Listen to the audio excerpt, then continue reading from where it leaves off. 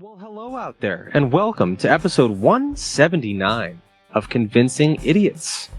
This week, we are going to discuss all the typical topics we usually talk about, as well as the NBA All-Star Game. Are All-Star Games in general still cool? Are they outdated? Do they need updated? We'll talk about that. Also, Beyoncé, yes, that Beyoncé, is supposed to be making a country album, and we're going to talk about that and how that may go. Also, we will be discussing what we like to call counter-cancel culture. Kanye West has a new album out, and it's doing quite well, so we're going to discuss some artists that we enjoy and what exactly crosses the line of being able to enjoy them. And for our final segment this week, we will be discussing some of our favorite fictional corporations of all time. So we're going to be talking about all that fun stuff, and guess what? There's going to be even a lot more, and some jokes in between. Maybe they'll be funny, maybe they won't. So without further ado, stick around all the way to the end because it might benefit you. Let's start the show. All right, test. Call it again. Convincing idiots. Called it ham gravy. I informed them that I sided with the stat man, not just anyone's opinion, the stat man Brian Fisher. These kids today. Jingle All the Way is in fact the best Christmas movie of all time. I need to get Grandma a present, and my herpes is flaring up. I got it. Mm-hmm. Yo. I'm the millennial We're Santa. three friends representing three different generations. That's our whole shtick. That's our thing. Mm-hmm. Nick got to hold poop. Mm-hmm. I'm standing in the sea Caucasian. breeze, holding a turd, just mightily. I'm just going hitting hats. Anyway, on a lighter note, Welcome to the podcast. Welcome to the vodcast. Welcome to the broadcast. Boys and girls, welcome to the show. This is Convincing Idiots. My name's Dean, the Zennial. I'm Brian, Gen X. And I'm a millennial, and my name is Nick. And we are Convincing Idiots, a weekly podcast of three friends representing three different generations. We get together just about each and every week here to discuss nerd and pop culture issues of the day. Most of us So do. if you like what you're hearing and you want to hear more of it, and you want to know what other ways you can connect with us, well, you can do that on your favorite social media accounts. You can find links to all of them on our link tree. So just go to Google and type in Convincing Idiots Linktree, Linkree. You can find links there. You can find that and so much more, including links of where you can subscribe to this wonderful podcast each and every week, and a merch store that we have up on TeePublic. That is correct. So feel free to check that out as well. All of that's available to you on our website, and that is convincingidiots.wordpress.com. So be sure to check us out there as well. Our email's there too. I don't always mention that off the top of the show, but if you'd like to drop us an You're email, not gonna be maybe you telling. want to give us a private email where you don't want everyone to see the things that you wish to say to us, drop us an email. And Brian will see it and think of something saucy, a saucy anecdote to shoot back your way. So, Brian, the saucy one, how are you, sir? Saucy. Doing well, brother. I'm going to add, by the way, too, even on our merch store, even if you don't buy one of our shirts, if you go to the link to our TeePublic store and buy even a different shirt, that helps us out a little bit, too. Okay. So There's a donate button on the website. Just give us money. You don't even have to get a good in return. You can just give us your money. That's right. You could do that as well. Absolutely. Cut the middleman out. Any denomination, $1 or up. Yes, absolutely. It's like a tip jar, literally. Love it. We love just the I'll tip. start with, that's Mhm. right. That's right. And how?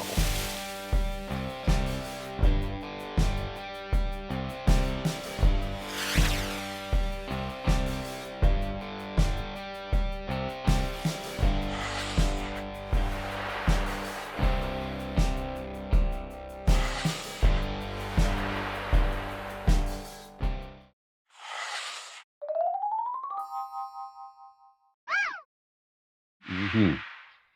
I'll start out with a little promo again. I mentioned this last week, so when this airs, this will drop on Monday prior to the event. So at Ignite Brewing Company in Barberton, Ohio, if you're in the Northeast Ohio area, on February the 29th, Leap Day, stop out if you are inclined to literally get married. Get yourself a marriage license. Take the leap on prior Take the leap to- on leap There it is. day. That is exactly right, and I am an officiant in the state of Ohio, so I can legally perform a wedding ceremony. So I was really stop praying on that out sentence was and going to let end up with yours- oral something, but never mind. let me marry you on. You the could get married to Brian if you 29th. go to Ignite on the 29th. Hold on. Ladies, come here. Maybe. Come here, Maybe. ladies. Let me tell I you don't- something. Every one of you, I know, lay in bed at night with your hands under the covers thinking of marrying Brian. We That's all right. do it. Mhm. This is the next best thing. He can marry you and you, whatever schlub, you bring in with you. But Right. at least you can say, Brian married Yeah. me. That's right. So Yep. come How on. often do you get the chance to be married by a local celebrity? Really? Exactly right. Exactly. This is like a special goddamn episode of The Love Boat. That's right.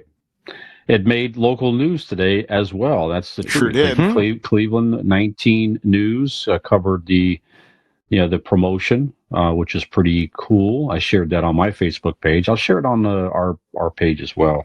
But anyway, yeah. Even if you want to get to your vows renewed, if you are already married and just want to, profess your love again to your special someone, stop out and we could do that for you as well.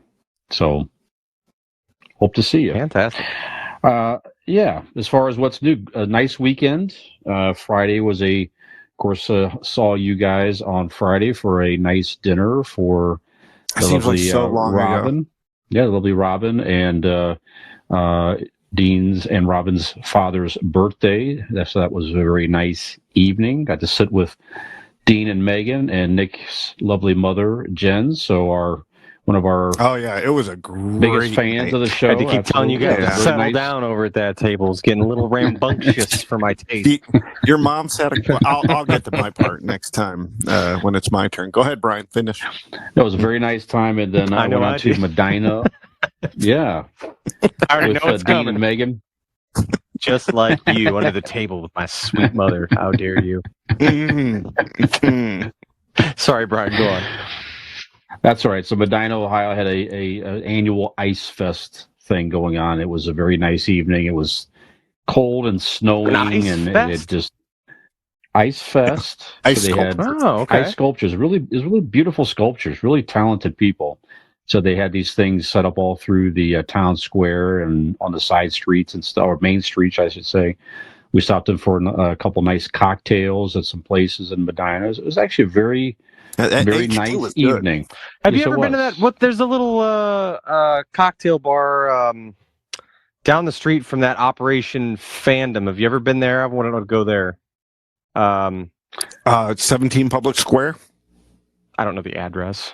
because we did stop in there. And yes, we That's a stop in nice there place, quite too. often as Yeah. well. Looks like a cool place. But H2 also, Yeah. that was the one that a little ways down from the Christmas place. Museum, yeah. Oh, Yeah. Castle Noel. Yeah, both places were good. They had good selections and, a very nice time. Saturday, Allie and I went to the New Berlin Brewing Company in North Canton. Very cool. They had some German brews there and some German food. It was very good. I highly recommend it if you're in the area, and especially if you like German beers, German food. Then we stopped at the Magic City Brewing Company afterwards. It had a very good Irish red ale that they brewed for the first time. Very, very good. One of the better red ales that I've had locally. So, again, if you're in the area, stop through there also. And then last night, hung out with Dean and Megan and Jeff and my buddy Jim. We stopped out at Arche Brewing Company downtown Akron, which unfortunately is closing. Rest in peace. I'm Soon. drinking an Arche right now. It makes me very sad. Yes, we had a very nice Richie time. bitch.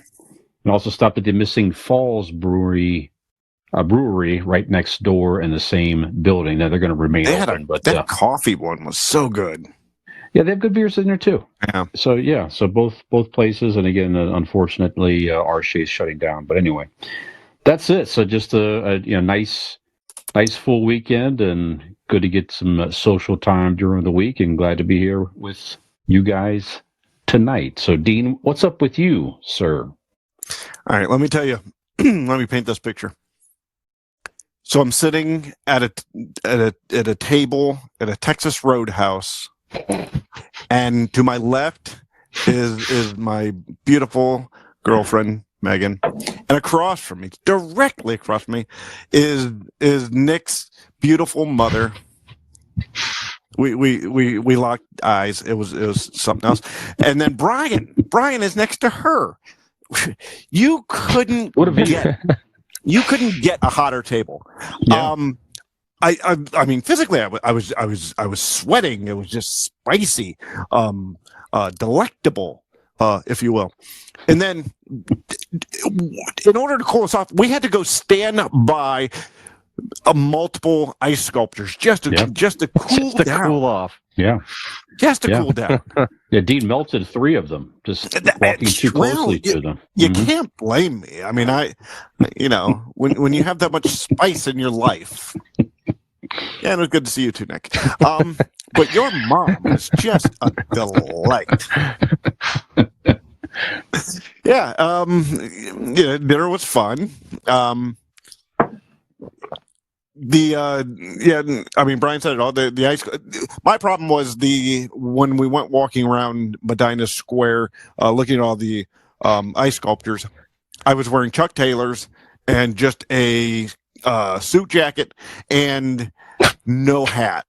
Yeah, so not dressed for the occasion. Yeah. Not dressed for any one thing. Chuck Taylor's in a suit jacket. Well, it wasn't a suit jacket. It was a sport coat. It was a sport coat. That's different. It is. But I did end up regretting that because I've been sick ever since. I've had a headache off and on for the past 4 fucking days. It's been miserable, but I think I'm actually starting to get over it. Starting to feel better. Like Brian said, we met out at our Shays. Because they're going to close on March 3rd. Mm-hmm. Had to get our stamp for the brew path. Yep. Quick shout out to them though. Seriously, it's sad because I know I've actually been seeing on Instagram there's a lot of breweries that are closing here soon. Oh really? So it's I think the industry's kind of seeing some there's just you always kind of figured it would happen when you start to see so many breweries pop up, but our Shea was it was a really good brewery. Everything I ever had from them was fantastic. So it really is a shame to see one of the really good, solid ones also go COVID down. Hurt a lot of them. Yeah, sure. I mean, just to get over that recovery of being shut down and very limited for a long time, it sucked. Yeah. And then, but I do want to say the last thing that I did visit one of our sponsors because we wouldn't promote them if we didn't use them ourselves. And so I'm going to show off my tattoo from Golden Heart Tattoos. It is our logo, the Convincing Idiots logo. As a Convincing Idiots logo, the first, I mean, to my knowledge, unless one of our hardcores have it, I think you are the first person on the first person period to have a Convincing Idiots tattoo. Well, I'm a trendsetter, Nicholas. I'm a trendsetter. Yeah. Well, I mean, I think the nice lady in South Africa did get a tattoo of my likeness, so that's close. Sure. Yeah. But the logo is also nice.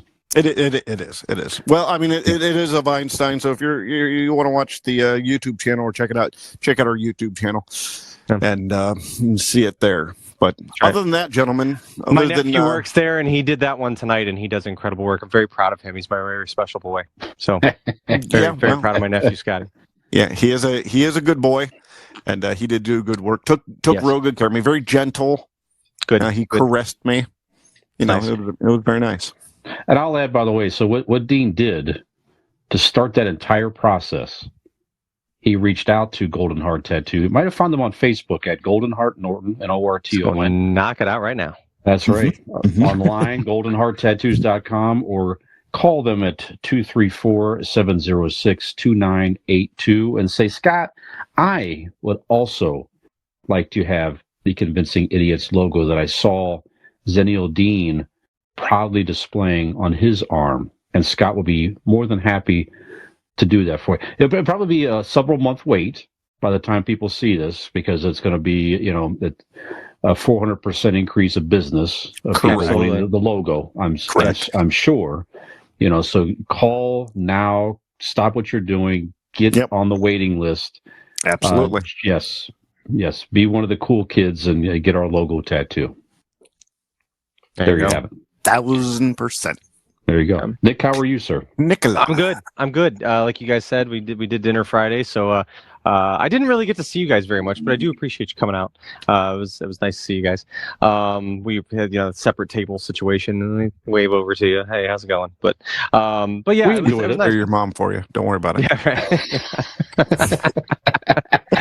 Yeah, not much. We laid low this weekend, celebrated Robin's birthday this weekend and stuff with that, and just kind of hung out and DI Destination Imagination for the kids. They're doing that again, so we're ramping up, closing in on the regional competition. So weekends have typically each of them practicing with their teams and stuff. So that's about it. Yeah. Very good. It's been a year already since when was the trip to? Yeah. Well, we went St. Louis, it was the beginning of May. So yeah, they do the Wow. regionals, and then they do states if they make it to that, and then after that they advance to Kansas City, was it? globals. Yeah. Man. So yep. So actually, no, wouldn't have been May, because I think maybe it was, I don't know, somewhere April, May, something like that, towards the end of the school year. Okay. So yep. All right. Yes, Okay. sir.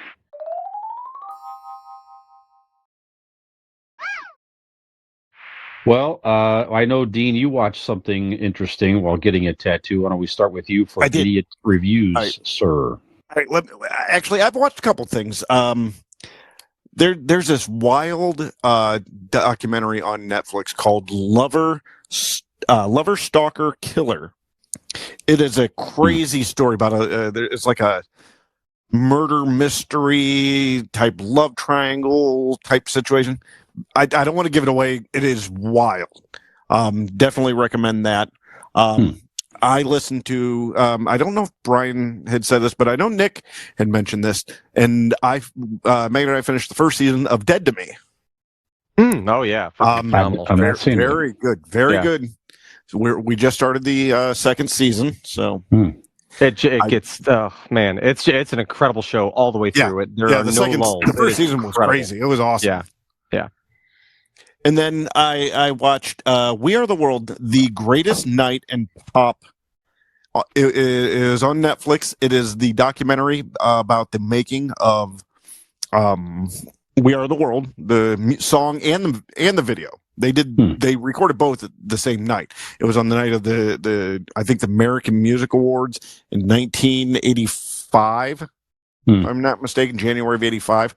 And Lionel Richie it kind of leads the story, because he wrote the song, co-wrote the song with Michael Jackson, and it's just a wild story about how he, how they got all these egos in the room and had to deal with them and appease them, and it was very cool. I highly recommend that if you're a fan of the 80s in general, just to see all of these people in that room. Yes, you've seen the video before, but to see them like almost behind the scenes of that, very cool. Netflix. The album sales of people in that room, just astounding. Insane. Oh yeah. Insane. Yeah. Some of the stories, like Waylon Jennings walked out. Like, you see him in the you see him in the video, right? Because he does We Are the background, right? But he didn't stick around for all of it. Like, that had to been edited in, because like he left because they wanted to sing Swahili, right? They wanted to put some of the lyrics in Swahili. And he's like, he goes, "Ain't no good old boy ever sang in Swahili. I'm out." And just like takes off, and you see him just walk down the little ramp and leaves. It's bizarre. It's fun. But you definitely, what I got out of it was you definitely see a different side of Michael Jackson. some of the stories that Lionel Richie tells is hilarious. Like him having to deal with him one-on-one writing the song. A giant boa constrictor got lost in a house that he and he ended up next to him. There was a dog fighting at home. I have to record this late on the track to get home. There was a dog fighting a bird in Michael Jackson's house. It's a just for those stories alone, it's worth it. So yeah. Now you know why all those kids went over there to spend the night. I mean, right there, it was like a zoo. Never a dull moment. I mean, who doesn't want to see some of these things happen, right? Somebody touched a snake. So when I was at the getting my tattoo, which is Nick, Brian, you guys could agree with me here. You always get to watch something interesting and fun. Yeah. Something maybe you've never seen before. And I'd never seen this. It was back in 2013. The movie's called Coffee Town. No. Oh, yeah, they watch that all the time. Dude, it's they love that movie. Fucking funny. It's Glenn Howerton from It's Always Sunny in Philadelphia. Ben Schwartz. Oh, my God. He's been on a bunch of things, but he was on Parks and Rec for a bit. The fight out back, you could never do today. No. Oh my God, it was I saw that amazing there as well. I've never heard of that movie, but I think I've seen it twice in there. Yeah, is the greatest fucking thing in that movie. Steve Little was on Eastbound and Down. Yeah, as what's his name's friend. Kenny. Yeah, Kenny's friend. Yeah, his name was Stevie. He's so Stevie inappropriate. He's so inappropriate. So, like Nick said, there's a fight scene out in the backyard that you could never in a million years do today. Highly recommend that movie. I was laughing my ass off. I had to stop myself because he's tattooing me while I'm fucking shaking laughing. So funny. Highly recommend. Yeah, Coffee Town. So that's what I've watched. Who's next? Brian, you wanna go there, bud? Sure, that's fine. So I started watching a series on Netflix, House of Ninja. I'm like, it's ninjas. I'm interested. Sure.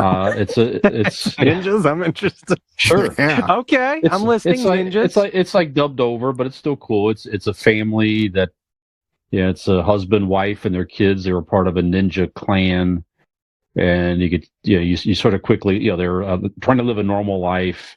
And you learn this backstory that they're part of this clan, and it's like an agency that hires them to go out and do whatever Is this like jobs. A 1950s show? No, it's a newer show. It's a newer show, so it's fun. I mean, I'm like 3 or 4 episodes in. I think it's like 8 episodes or something like that. So, what's it on? It's on Netflix. Okay. Yeah, so it's a newer thing on there. I think it's one of their top 10 shows or something like that. It's where it caught my eye. But, as a kid, always like martial arts and ninjas and all that. So storyline's fun. It's and pretty as cool. An adult. That's right. Absolutely. I mean, there's goddamn nunchucks behind your head. Come on. Absolutely, yeah. That's right. Did you just see the pretentiousness of him showing off his fucking muscles when he did that? He pointed to he flexed. He was like, "You mean back there?" Flex. I did not flex. I appreciate the arts and practice them. That's right there. He's being modest. He didn't flex. He's just that naturally muscular. Yeah. So that's right. Toned. Mm-hmm. That's right. That's all he thrown those ninja stars and so forth. Sure. Rusty trombones. Sure. Yep. I saw another movie on Netflix. It's just mindless. The Re-Education of Molly Singer. It's from 2023. It's a similar plot of many these type of college type movies. Jamie Presley's in this. This girl's a young lawyer. She's a screw up. Jamie Presley has a son that's going into college. He's a freshman. He's sort of a recluse.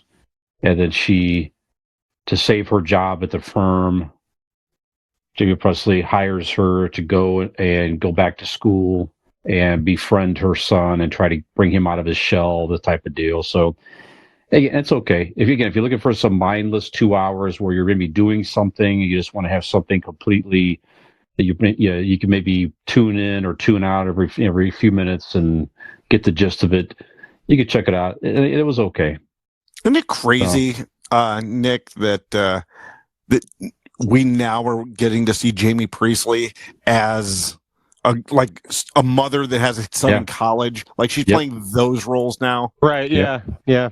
I mean, it makes you definitely makes you feel. She was old. always the girl in high school, and then now, like she was a Helen. Yeah. I mean, she still looks good. I mean, she was good in this, but is that how you felt when Barbara Eden started taking on motherly roles?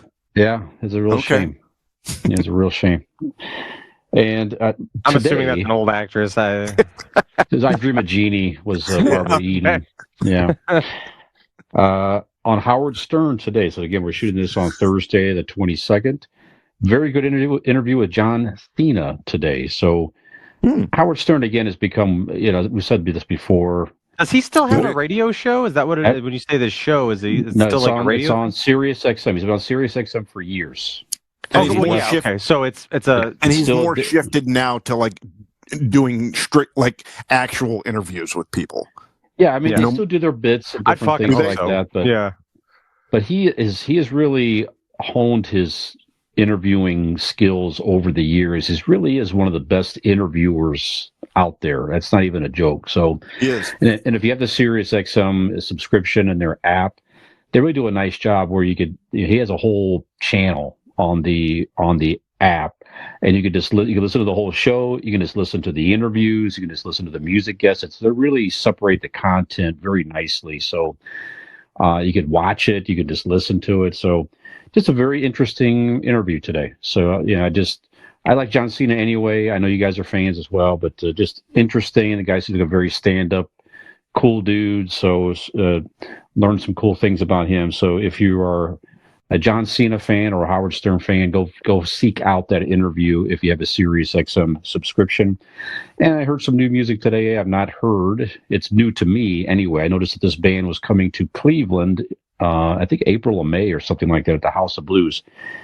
Me First and the Gimme Gimmes, they're called. I thought the name was clever. I have never heard this. It's kind of like an all-star band. I think one guy's from the Foo Fighters is in this band, and a few other guys. So they're like a punk band, and they do covers. So you can hear some interesting covers of punks, punk versions of common songs. Very cool. So they have music out there on streaming and all that. So I listened to their essentials list. What is again? They're called Me First and the Gimme Gimmes. So check them out on streaming if you want to hear some cool covers, punk style. What's like an example of a cover? Like, what do they do? Let's see. One was "I Will Survive," like the disco song from the 70s. Yeah. Yep. The song punk type style. Pretty cool. Nice. Yeah. There you have it. Nick, how about you, sir?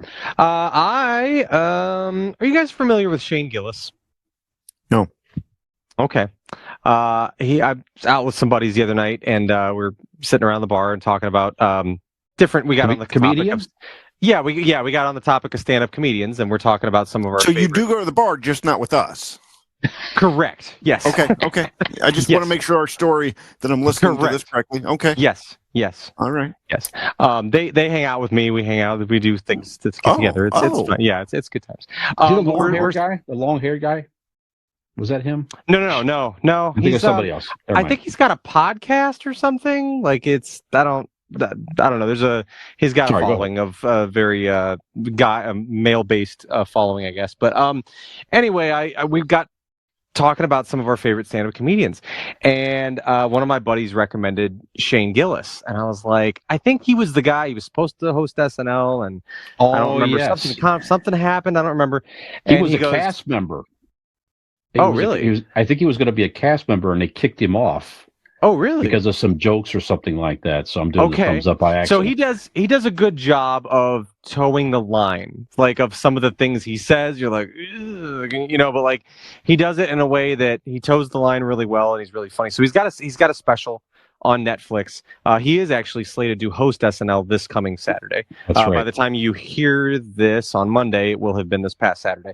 But anyway, strongly recommend his special. We were actually my buddies were talking about. I was talking about there was a guy on SNL currently who does a great Trump impression, and my buddy agreed with me, but also said that he's like, but nobody's got Shane Gillespie. He's got it nailed, and I'll be goddamned if he was not right. It's fucking perfect.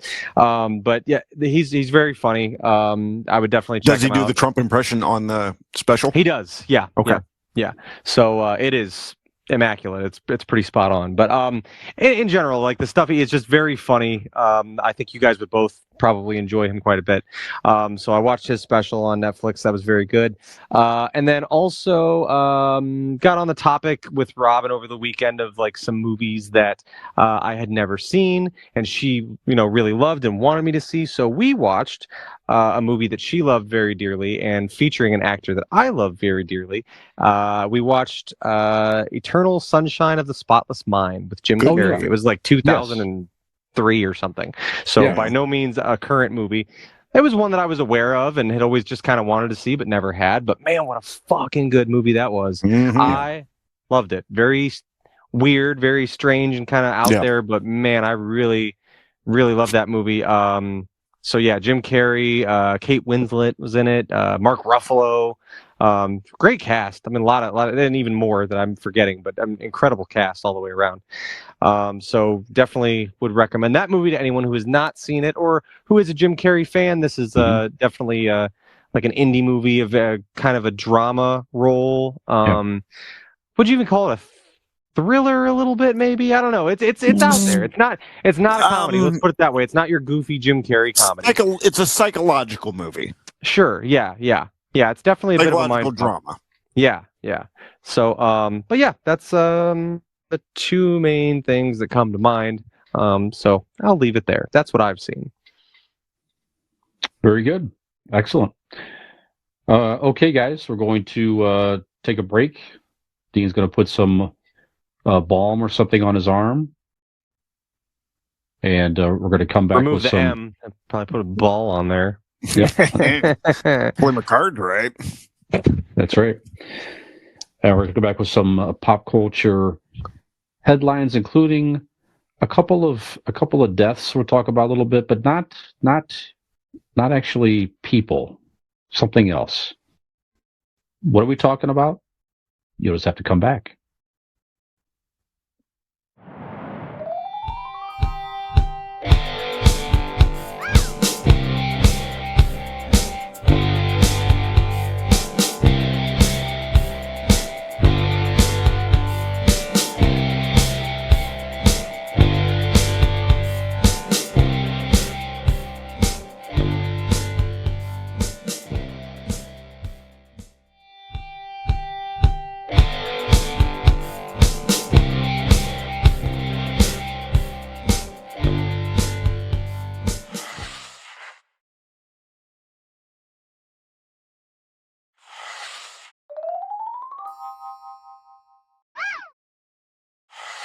Four, three.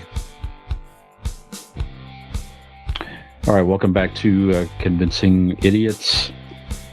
I teased a couple of deaths here. We'll get to that in just a second here. First, I'm just going to mention here. Teased a couple of deaths. I teased a couple of deaths. Come on.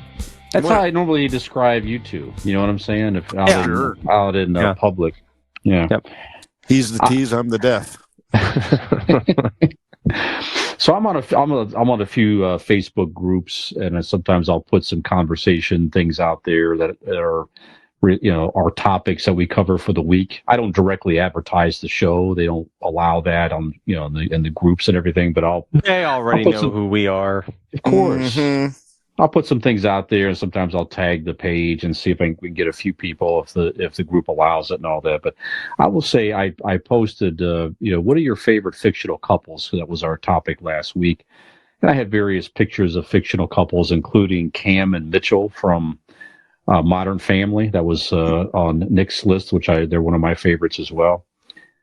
There's a lot of idiots out there. I have to tell you, some people just are full of hate and stupidity over a fictional homosexual couple. So if you're getting upset about that, just get over yourself and fucking relax, everybody. Just come on, man. They're not even the best gay couple. No. And I will say there are plenty of people who had positive comments, and there are other people that shared other First of all, gay couples it like is on Schitt's not Creek the. and other shows. But go ahead, sorry. Yeah, it's not the. They're not upset at Cam and Mitchell, the characters. They're just upset at gay couples in general. They're just Yes, bigots in general. So yes, that's right. So I had to sort of ease off, any commentary. This is, I think it just kind of me fired up earlier today. I had to cool off and stay out of the groups and everything else. So just Never read the relax comments, about it. man. Never read the comments. nope. No, just dumb. Okay. So one of the things that I want to recognize is sort of a death here. It was the death of a professional all-star event, in my opinion, and the opinion of several others as well. So last weekend, I don't know if you saw this or not, it was the NBA All-Star Weekend. The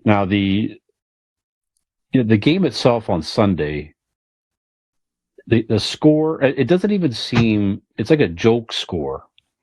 The East defeated the West 211 to 186. It's like I shut the thing off at halftime, and it was already like a full game scored. It was like 100 and something to 80 something, whatever it was at halftime. 211. Let's say it again. 211. Not overtime. This is a normal 4-quarter game, right? To 186. These guys were. I mean, there's no defense. They're shooting. They're jacking up three. They're jacking up a half court beyond What are they jacking? threes. Shots, right? Oh. Now I get the player's perspective. Look, it's a game in the middle of the season. The playoffs are about to start. We're not going to come out here and play like a why would you normal want to hurt game. yourself? Well, and I get that side of it now, but the thing is, it's a completely non-entertaining. It's a joke. Now, I will say the night before, now Saturday evening, the skills competition and all that, no, that was fairly entertaining. Actually, Allie and I were sitting at Magic City, and we happened to catch the slam dunk competition. That was fun. And those guys, they go out there, they do some creative things. They're having fun with that event. They're getting creative with one dude. So the guy that won last year, that white dude that won last year, won again this year. His final dunk, he jumped up over he Shaq. jumped over right? Shaq's head. Yeah.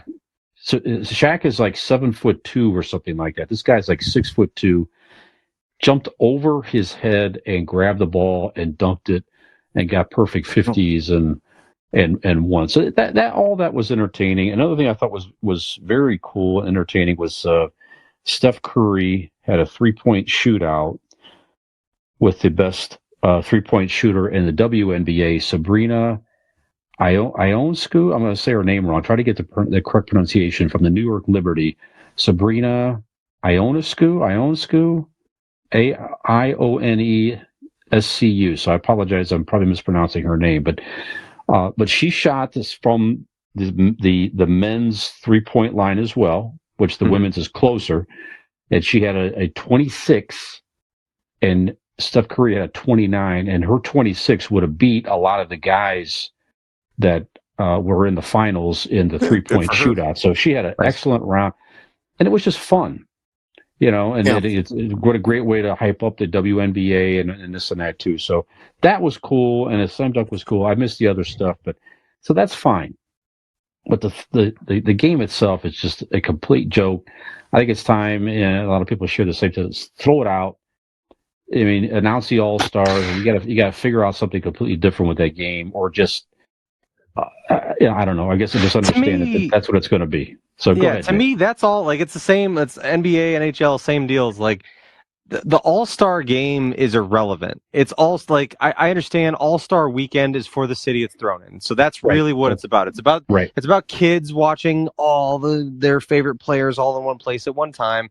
That's cool. It's all about the city that they go to and getting, the city does well that weekend. They bring in a lot of tourists and things like that. There's a lot of fun events going on around the city. This year for the NBA, it was Indiana. But like the skills competition to me is the alluring part of the NBA All-Star Weekend, the NHL All-Star Weekend. I want to see them compete at one-on-one competitions and things like that. The games, I'll throw them on, but like it's not, like you said, it's not a real game. I don't blame them for not playing a real game. As Dean said, no one wants to get hurt at that point in the season and things like that. Doesn't count for anything. Totally get it. I don't think there would be much objection if people were like, what if we just don't play an official All-Star game? Maybe we just call it All-Star Weekend.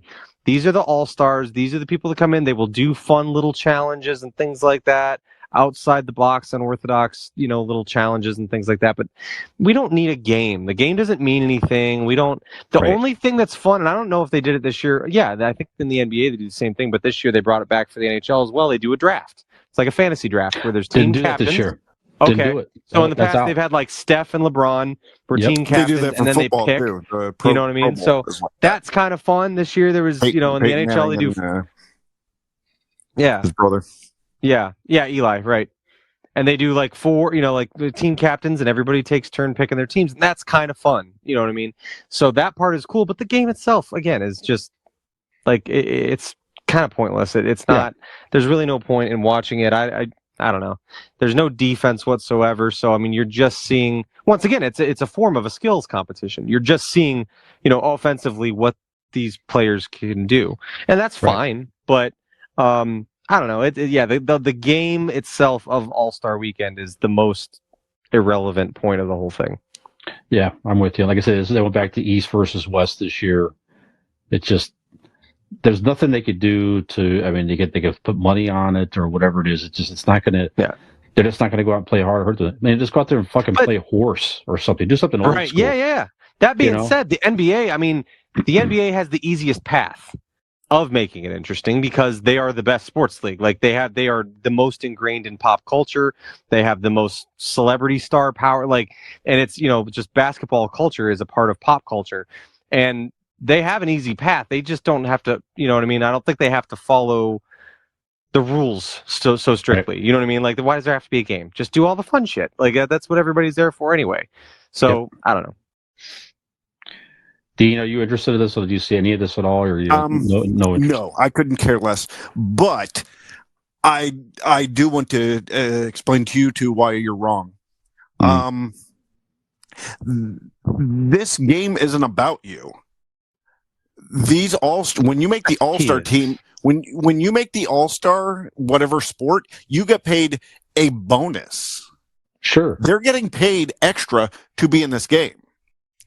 And they're out there with people that you don't normally get to play with because you're playing with your team all through the team. So you're getting to play with other people, laugh, have fun. Just a quick pickup game that we all just happen to get to watch. So why can't we just go, it's just a fun little thing they're doing, and we get to watch them. We get to watch these guys have fun where they don't have to battle it out. They don't have to beat each other down, up and down the court for X amount of hours. It's a game that they can have fun with. They've earned it. It means they're the best in their respective leagues or teams or however you want to put it, and they're getting paid for it. So this isn't for you. It's for them. Let them enjoy their flowers. We just get to watch. But they also, most of the time, in a lot of cases, they don't want to be there. Yeah, they'd rather just take a break. They want to take a break because that's why the game is how it is. They're just hockey. It's not been that way. Shooting. They just started that this year, where like the winning team gets like money because it's not. I don't think that's part of their CBA. It's if you get voted, you go, and you get fined if you don't go. But most guys don't want to go. They have vacations planned. Certain ones, and you know who's going to be there every year. But some of the fringe ones, some of them would rather have the rest. Yeah, the ones that didn't make the All-Star game probably should be practicing and playing more. Maybe. Baseball, at least they do. I think they still do. Whoever wins that game has the home field advantage in the World Series. I don't think anymore. It used to be that. I don't know. I know they get away from it because it got silly like the rest of them, where they're just having fun. But did they go back to make it mean something? It didn't for a few years. I know that. Okay, I have to look that up again. At least they were trying. Anyway, there's no easy answer. I mean, you're right. They get recognition, and again, it's either you have to accept the fact, like you said, that this is what it is. It's a joke, and for the average fan, it's for me anyway. It's just not interested at all to watch. And that's fine if they're okay with that. If it's like people's going to show up, they're going to get tickets locally.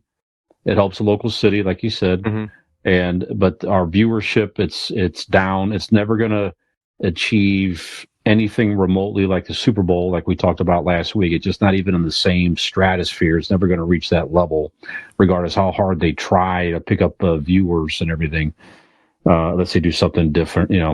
Some people suggest that maybe they do like NBA players versus all-star world players. Like maybe these guys come out and they compete, something like that. But that'd be interesting. Even with that, though, they're not going to play hard. The world players will play hard, and the NBA players, maybe you want to do something with this. You want to get the viewership. You want to get everybody in there. Your entire East-West together, one big all-star team against the Harlem Globetrotters. I just solved the problem. See, there you go. There you go.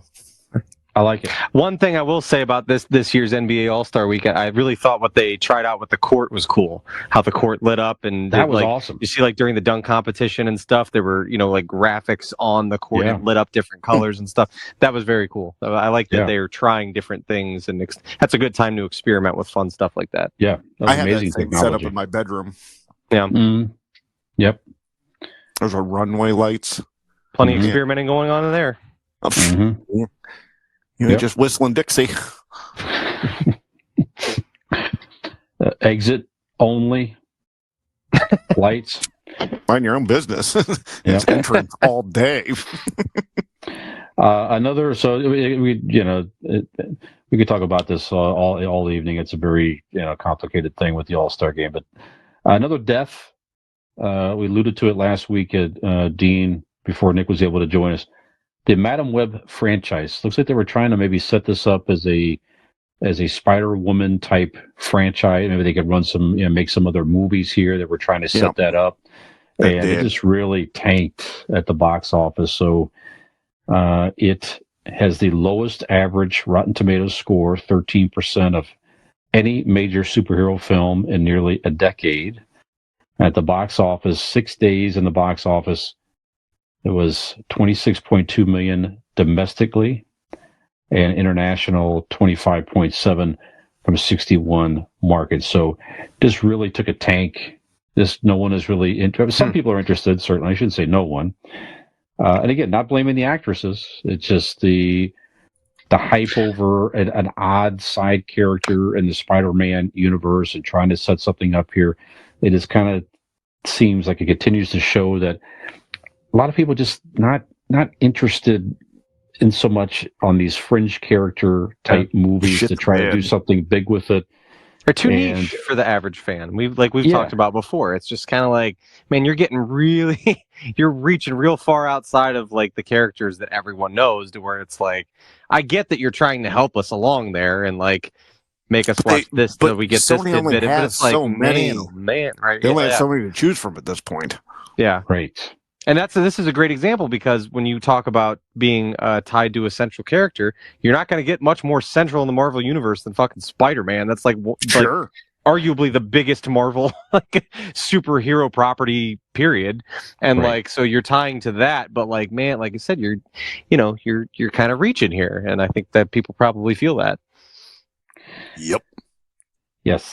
Just stop, Sony. We don't need any more. Just move on. Okay. Now, a Spider-Ham movie, we could probably talk. I actually, that would be. Let's get John Mulaney on board here. Yep. All kidding aside, that would be interesting. I think that would be a fun Spider-Ham. It's like a whole. Yeah. And he does make a cameo, I think, in the Spider-Verse I'm Yeah, not he's mistaken. he's in the Into the Spider-Verse, and then briefly at the end of Across the Spider-Verse. Yes, that's right. Now, even a cameo. He had a fairly big part in that, right? Because, like you Yeah. say, John Mulaney was Yeah, the John voice, Mulaney. right? Yeah. Yep. Yeah. I used to collect that comic for a minute, by the way, Spider-Ham. It was fun. Oliver just got one at the book fair the other day. We actually read it tonight, like an hour ago. Yeah. Yeah. Yep. Do something Fun. fun like that. Yeah. I don't know. Anyway. All right. Beyonce announced at the Super Bowl is making a country album. Some people are not happy about it. I guess I'm trying to say that too. So, Okay, they're the same ones who wrote on, Yeah, don't on like the fucking Joni post Mitchell. about the yeah, probably right here. So, for me, yeah, I'm not a big How country dare fan you get in personally. my country music? Yeah, but if any artist wants to try to make a country album and bring why not? Just let people create. And if Your there's career one suicide. artist Go that right can ahead if you do, want to. and if there's one artist that can do country, that could do rap, rock, she could put out anything. She's so goddamn talented. She can do anything she wants. It's gonna be I would great. listen to her fart into a microphone. Yeah, Sure. hell yeah. Mhm. So yeah, I listen to country music? No. Am I going to listen to this? Yeah, probably. Just to see how it sounds. And she's going to be good at it. You know it.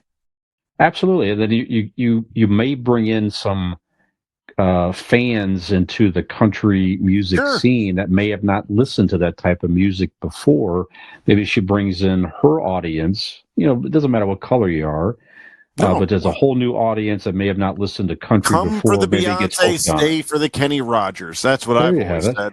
That's right. That's right. It's a good motto to hang over your threshold there. You know what I We're mean? It's seeing a actually lot tattooed more. on my back. Good. I like it. Actually. I like it.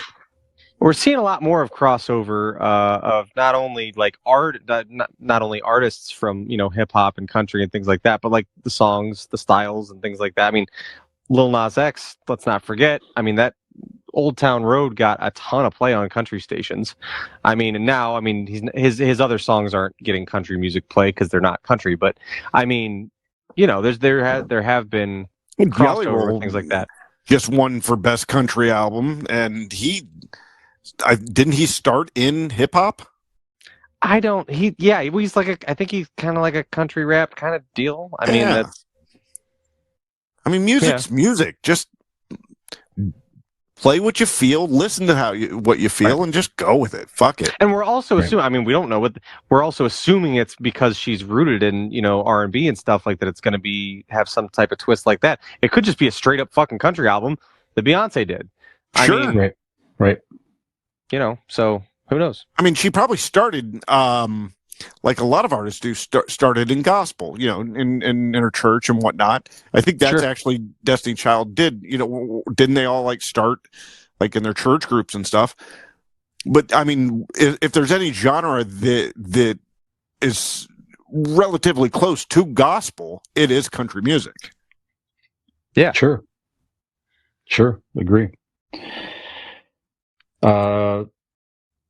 Some justice was served here recently, guys, for family vlogger, Ruby Franke. I don't know if you saw this story or not here. So she had a very popular YouTube channel where she had unorthodox parenting methods, I guess I'm trying to say here. So, and it really Okay. started to get on the borderline and push over the boundaries of child abuse. And some people were reporting her, and she wound up getting arrested and was just sentenced on Tuesday to 4 1 to 15-year terms in prison by a Jesus. Utah District Court, ending a month-long child abuse case brought against the mother of 6. And her business partner, Jody Hildebrandt, also had the same sentence. And this will be 4 consecutive sentences. So obviously she could have many years in prison. She did accept the sentence and did apologize to her kids and admitted that she was in the wrong here. But just some of the stuff, if you go out and you see different clips and different things out there, it really was just Terrible, like physical terrible. abuse, or like Yeah, I have what was no she clue what doing? you're talking about. Yeah, that's right. Physical abuse. Who this person is or what they did. It's her. So it was a mother with her kids. Sure. Okay. Okay. I So got that. just really over the top, terrible punishment of her children and different things like not She's like feeding doing them. like TikTok videos and being like, I like to lock them in cages and take food from That- them, and that'll really that type of stuff. That was it. alternative parenting. That type of crap, and putting it out there for the world to see. Alternative parenting. Fuck, they used to be called the 80s. No, but it was really pretty bad. I mean, some of the stuff that she was doing was really just awful. Jesus. And Like, I heard she used to make them listen to Jelly Roll. Like, here's the deal. Like, I obviously like it's for the best that she was, punished for this, and rightfully so. And it's for the best that she put it out there. But like, are you that detached from like the world? You haven't like picked up a newspaper or seen the types of things that people go to jail for, like that they do to children. So now you're going to like advertise it and be like, this is how I parent. You should too. right. Like, you're just telling on yourself. I mean, like I said, it's for the best that you did for those children, but like, are you dumb? Obviously a little. I've seen some of the like parents of say, they call child service on me. I dare them to come take my kids. They will. Come up. They can. They will. That's not how this works. You're not bigger than. That's not how it. Yeah. Right. Go ahead. Take them. Okay. Grab your gun. If they want to, they fucking will. You're just not going to be alive for this. Right. Yeah. It's just that she just seemed like she was living in a fantasy world. She got so hooked on the being a celebrity online, but it was real pain and punishment that she was inflicting on her own children, and again got thrown in jail for it. So fuck her. Yeah, so it's certainly a negative byproduct of social media out there at the extreme level. So, but a positive one, because this dirtbag told on herself and now she's in fucking prison. So there we go. That's true. I mean, otherwise she could have been doing this and thinking it's fine and going on with it, and these kids could have suffered a lot longer. So, I mean, the worst is I went up to Brian yesterday at the bar when he was already there, and I got there, Nick, and I go, "Hey, Brian," and I went to shake his hand. He immediately just took a Sharpie, ripped down my shirt and signed my breasts, and then threw it back in my face and turned around and walked away. Yep. Well, you're out in public and it's just constant. Did I have an erection? Yes. But was it wrong? Yeah. Mm-hmm.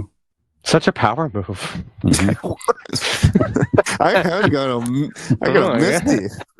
You really took charge there.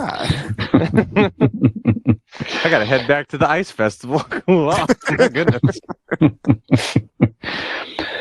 Well, those are more negative. It's sort of a negative story, but a couple of things to maybe be excited about in the world of pop culture. There's a first picture of the new Superman Legacy cast. They got together for a table read. So with James Gunn, all the cast members there for the first time in the same location, and just to hype it up.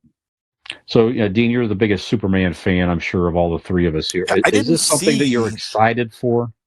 The movie or the picture? The movie? Yeah, absolutely. I'll always be excited for a new Superman movie until it comes out and, gets an argument with the Batman about Martha. Or get shown up by Martian Manhunter, in a B scene. Showed up my ass. I will always be excited.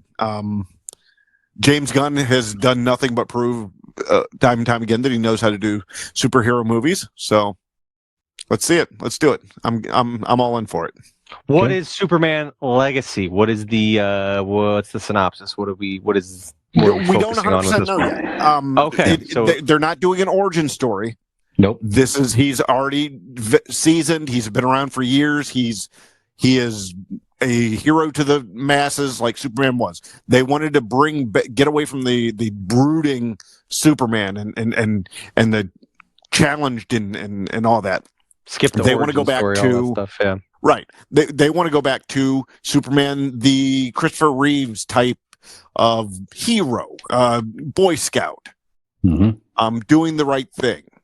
And you're gonna come into this, years into him already being that guy. So other than that, that's about as all I know. There's a lot of different superheroes that are going to make appearances in this thing. They're going to introduce a bunch of them in this movie as well that hadn't made appearances, or some have, but many haven't in the DC universe. So they're going to have Hawk Girl. Now she was in. I don't think was she in something else. I don't remember, but a new Hawk Girl. You're going to bring back Jimmy Olsen, of course, Lois Lane. One of the CW things, maybe. Lex Luthor is going to be in this. Of course, his biggest foe, Mr. Terrific. One of the Green Lanterns. Mr. Terrific. Yeah. I can't think. I don't know what his power is. But Guy Gardner is. When they're filming it, Brian's going to have to take a few weeks off. Yes. I don't want to give away who's playing Mr. Terrific. Not good enough to cut it for Mr. Fantastic, eh? Interesting. Well, Mr. Terrific. You take what you can get, Yeah. But anyway, Mr. Mediocre. That's right. That's right. Well, that's Dean's. I was going to say that's this guy here. Mr. Subpar is Dean. Mr. Subpar, substantial. So you'd be mediocre. You're right, just average. Yes, ain't good, ain't bad. I'm just here. You're mediocre. Anyone need a hero? Not really. Not right now. Okay, well, if you change your mind, I'll be over there in the corner. Now Mr. Subpar walks in with bourbon and a fucking cigarette. Who needs saving? Help! I'm gonna need a minute. I'm gonna catch my breath, and I just throw up my mouth a little bit, but I will be there, and I'm gonna save you. Trust me. Yep. It's gonna be fine. I'm super. You got run over. Well, see, I don't have to save you anymore. We're good. Yeah. Yep. We got to work on the table read. Mr. Subpar. Yep. Mr. Subpar. Another movie in development. I was a fan of the Community. It wasn't the Community, but Community, the series on NBC a few years ago. They are making a movie. Yes, please let Donald Glover come back, or not let him. Awesome. Looks like he's going to be a part of this. So it says it's inching closer to the finish line for the movie portion of his 6 seasons and a movie prophecy. So that was a line on the original series, apparently. That was the behind the scenes tagline for the show. Yep. That was Dan Harmon's original idea. 6 seasons in a movie. There you have it. So I don't know what all cast members are going to come back, but again, it does seem that Donald Glover is going to be in it. Actually, it does say right here. Excuse me. So the film will star original cast members Glover, Alison Brie as Annie Edison, Jillian Jacobs as Britta Perry, Joel McHale as Jeff Winger, Ken Jeong as Ben Chang, Danny Pudi as Abed Nadir, he was great, and Jim Rash as Dean Pelton. He was great. Jim Rash is fantastic.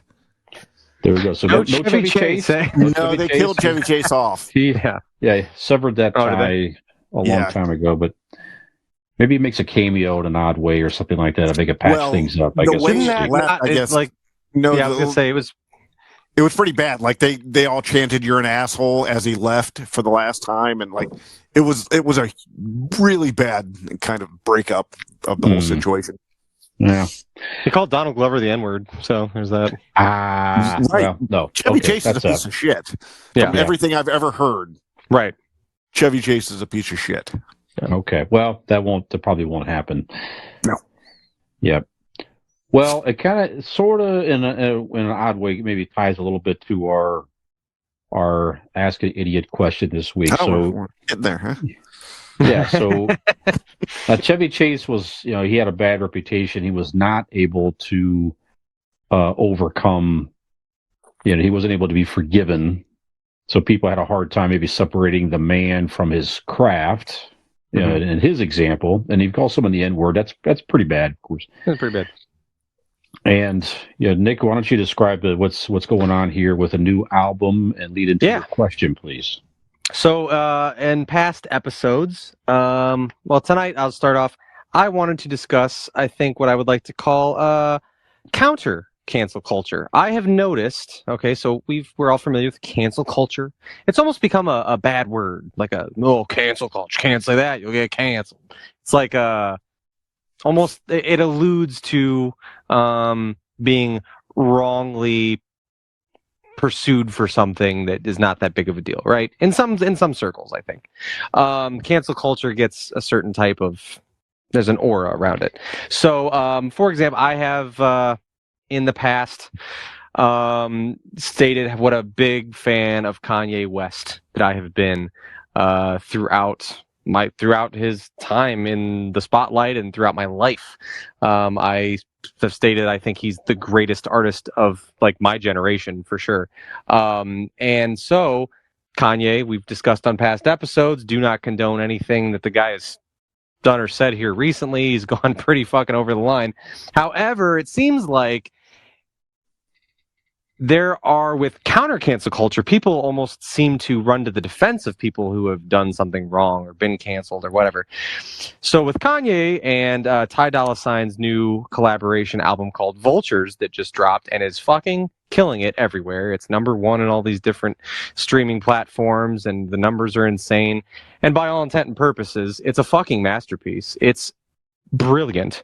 And I've probably listened to it 10 times in the last week. I fucking love it. I can't help but feel a little bit of a sense of guilt. Am I going to Kanye's show here? Am I purchasing things from him? No. I stream on Apple Music. The monthly fee pays for everything I listen to. However, I am contributing to his streaming numbers, and I am contributing to his wealth. But God damn it, the music is very fucking good. It's incredible. It's up there for me of things he's ever done. And it's just really good. So I can't help but feel a little guilt of like, should I be doing this? And then it brings up the question, can we separate the art from the artist, right? My thinking with this is, I would argue that we as a society have decided, yes, we can. Because although he was never convicted of his crimes, certainly a lot of smoke around Michael Jackson. Michael Jackson is highly regarded as one of, if not the greatest musical artist of all time. His music is widely celebrated, and he's done about the worst shit I could ever possibly imagine. If that's true. Allegedly. Okay. So I had a long discussion with Robin the other night about, Kanye and, I'm making excuses in my head to kind of go. But at the end of the day, the question that I ask to you guys is, can you make the separation between the art and the artist? And if so, what is that line? Like, what's too much? Like, what for you is something that you say, if this person did that, I just don't think I could bring myself to enjoy the music anymore, but what if that music's really dear to you? With Kanye, said some horrible shit, right? Don't condone it, think it's trash. Kanye West, to my knowledge, has never personally hurt anyone. And that's kind of where I'm drawing my line. He's mentally unwell. It's been documented. He's unstable. That's not an excuse. I'm just saying, I don't know of Kanye West actually harming anyone, regardless of how harmful his words may be at times. So that's kind of something where I go, well, I'm making it okay in my head to support this new Kanye album. That, and it's fucking amazing.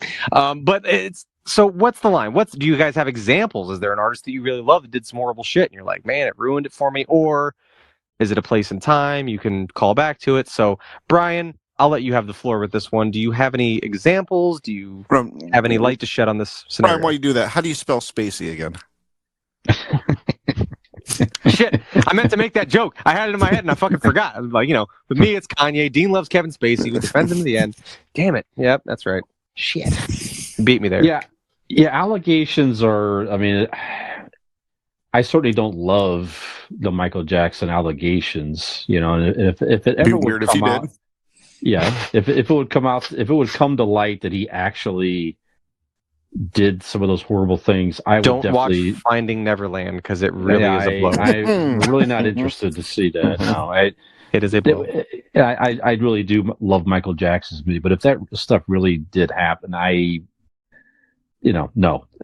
And I have a similar line as you, Nick. If one has physically harmed someone, especially if you physically harm women or children, or that's, to me, that's some of the lowest of the low of any human being, then no, I don't care how much of a fan I was of that artist previously, definitely draw the line there. I don't like any artists promoting any type of hate toward anyone.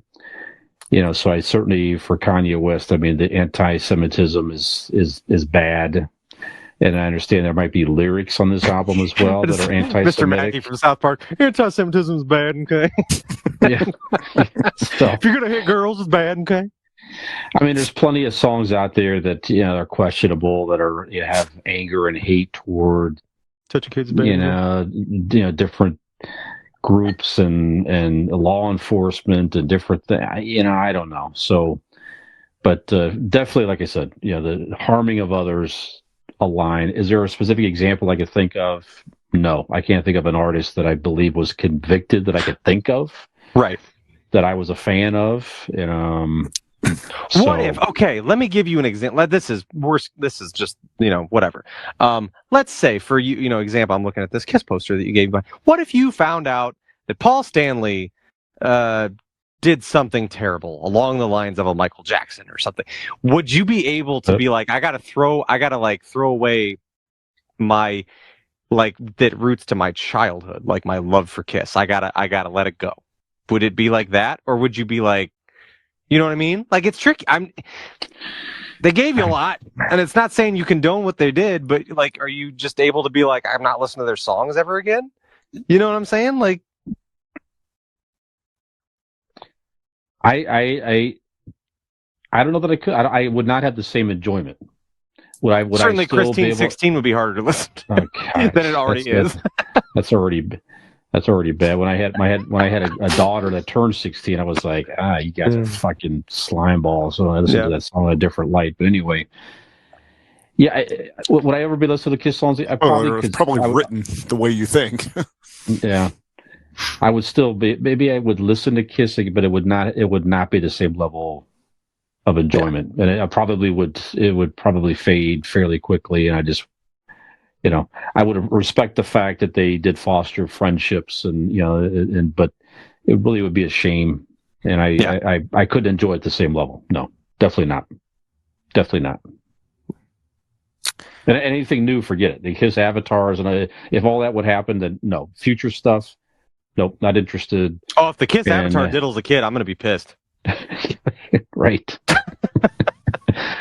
Don't see the. Is it a real kid or an avatar kid? Yeah. It doesn't matter. Yeah. Maybe don't depict diddling children, regardless of if they're AI. All right. That's a pro tip for you. Maybe don't do that. Gentlemen, with all intents and purposes, John Wilkes Booth was a pretty goddamn good actor. Okay. Second of all, Brian, what is one of your favorite Christmas songs? Nick, Brian, did better. Somebody answered the goddamn question. White Something Christmas. by Michael Bublé. White Christmas. Sure. Oh, sung by who? Bing Crosby. Mm-hmm. Wasn't it his kids who wrote books about him severely beating them on a regular basis while he was drunk? I don't know. Did that happen? That's a thing. I'm not asking allegedly. Because they were there. I mean, was he convicted by a court of law? No.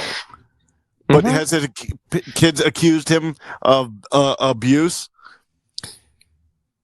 If you look back at the majority of fame and fortune, what it's done to people, and what's TV, music, movie artists, especially going back to way back 40s, 50s, they done some weird, fucked up shit that none of us we only know about all of this. We only know that Louis C.K. pulled his dick out in front of two girls because of the internet and all that, and because of culture today. Again, I'm not defending what he did.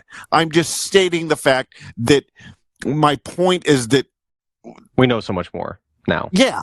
The celebrities have been doing fucked up shit since celebrity was a thing, starting with John Wilkes Booth.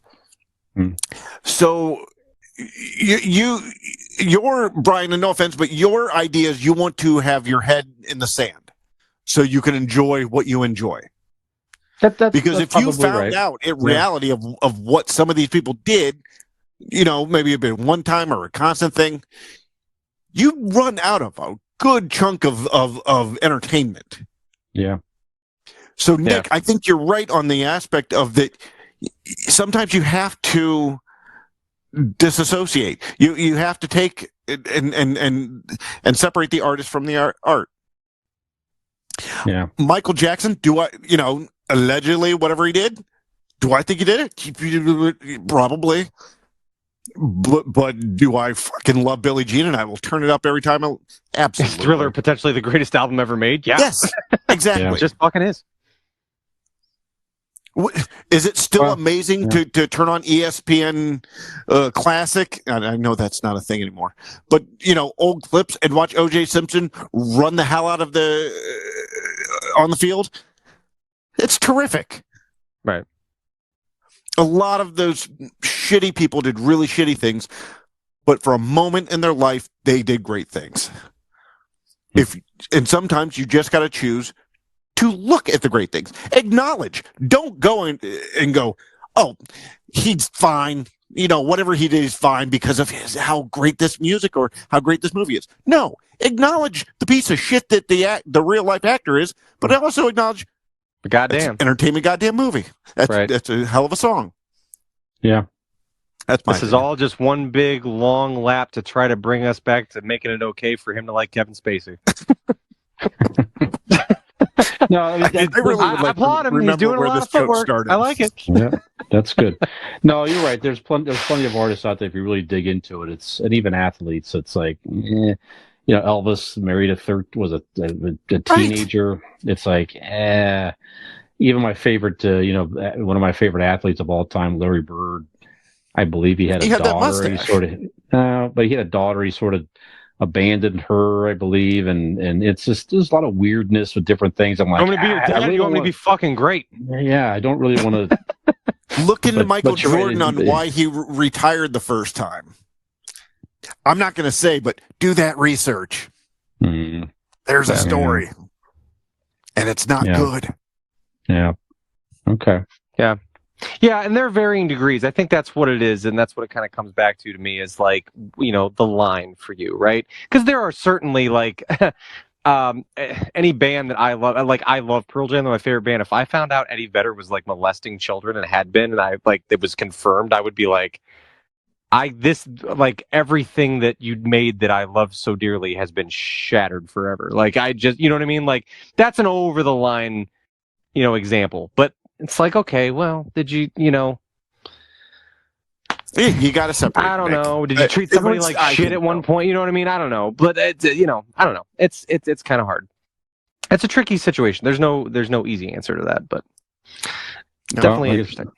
Humans are flawed, and I guess you're right. If you look at the flaws, then they're going to find a lot of flaws in most people. And to Dean's point, if you look at definitely not going to be Aaron Blake. No, sir. Blake Insurance is an Erie insurance agency located right here in Barberton, Ohio. They provide auto, home, renters, and business insurance with honesty, decency, and affordability. Erie Insurance is above all else in service. You want to call 234-571-5359 or visit BlakeInsuranceLLC.com for your free 5-minute quote today. And when you do, tell them that these flawed pieces of turds sent you. Don't curse because Aaron's way too good to hear those words. Buy insurance from the anti-Kevin Spacey. There you go. There you go. That's I like good. Well, Blake Insurance is a real company with real positive service, real good rates. But our main topic this evening here, guys, is going to be some of our favorite fictional companies. And we're going to bring that to you after that. Assuming you can separate the pieces of crap we are from the art that we're putting out there. Prime example. So, like, That's I'm sure right. you guys are lovely people, but what you put out there is just garbage, and I can't get behind that. That's right. That's right. And we're bringing more of that after the break.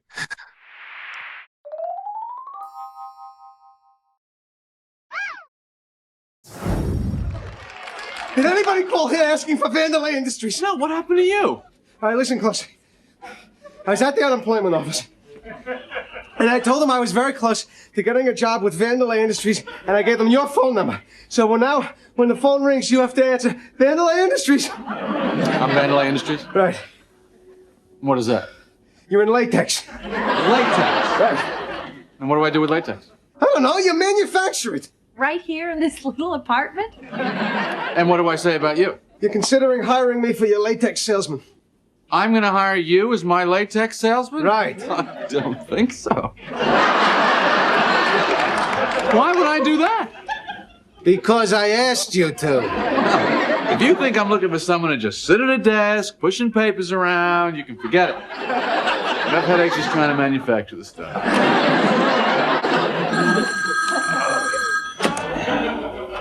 Yellow. What delay industries? Vanderlei! Say Vanderlei! Now you're way off. Well, yeah, that's the right number, but this isn't an apartment. What? Vanderlei! Say Yeah, no problem.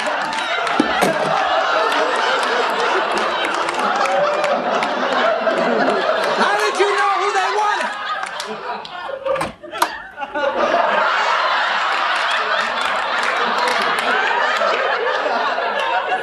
And you want to be my latex salesman.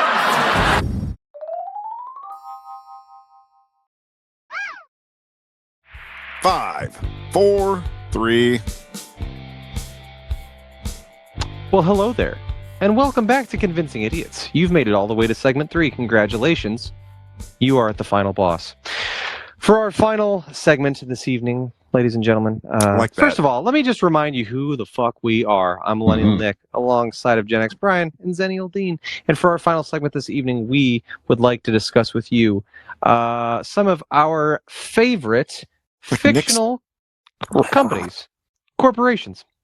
We initially had planned this topic in regards to the Super Bowl coming up, commercials, advertising, a lot of companies spending a lot of money to advertise. So maybe a fun little time would be like, what kind of commercials would you see during the Super Bowl? What kind of large fictional corporations were some of your favorites in pop culture? And maybe might be showing some of their commercials during the fictional Super Bowl. So, Dean, let's go ahead and kick it off with you there, fella. I'm getting to my notes here. Okay, well, All he's right, not ready. here we So go. Brian, go ahead. My first company is one of the most ear-catching jingles in fictional company movie history, as far as I'm concerned. So, from the lesser-known Halloween 3. Now, you may or may not know that the Halloween franchise, originally by John Carpenter, was supposed to be like different stories using the Halloween name. It wasn't all about Michael Myers. So they made Halloween 1 and 2, of course, with Michael Myers. And Halloween 3 had nothing at all to do with Michael Myers, but it was centered around a fictional company, the Silver Shamrock Mask Company. You can still buy replica masks to this day. The mask made cameos in the new Halloween movies as well. But anyway, Silver Shamrock makes my list for the fictional company. My All first right. fictional Silver company. Nice. Yep. Well, I found my notes, so let me sneak in here with probably one of the best. Missed it. So my turn. We will. Yeah. No, go ahead. I'm gonna be quick because mine everybody knows. You've done damn near 40 years of this company being on Fox. This is Duff Beer from Yes. The Simpsons. Sure. Bringing you the best Duff Beer from Duff Man. One of my favorite scenes of The Simpsons, they toured the brewery or something like that, and they showed the different. They had the like Duff Light, Duff Ice or something and regular Duff or something like that. They had the different, and it was like beer pouring into the vat, and then they pan up, and it was all the same vat, and it was just they were just pouring out of 3 different spigots. No difference in any of them. They were just clearly marketing the same beer. Exactly. They'll believe what we tell them to believe. Exactly. Good stuff. Duff beers are great. Yep. Nikolai? Yeah, so I could see, we've seen a lot of, especially in today's age, we've got a lot of like AI and new tech companies coming about. I feel like I could have very easily during the Super Bowl seen an ad for Skynet from Terminator. Certainly, Skynet got a little out of hand. We may be trending down a similar path. Who knows? Yeah. Certainly a lot of people like to allude to Terminator when they talk about concerns with AI and the way that our technology is heading. However, Skynet can't argue with the product, right? They were well made. Very effective. Yeah. Very they effective. Did their job. Well made. So, traveled through time and space. So very, very impressive. Very They impressive. were just too good at their jobs. Skynet maybe in some ways ahead of its time. So, but I could see Skynet and Skynet because of how cool the Terminator movie was and things like you see people with, custom made Skynet shirts and things like that. It's just kind of it's kind of cool. But I always thought Skynet was a cool name and a cool idea. And every time you say it's one of those, I feel like it's one of the most recognizable companies from pop culture that sticks out. Like obviously Terminator was a pretty big movie, but when you say Skynet, people know what it's from. So Skynet is on my list of favorite fictional companies. Brian, corporations.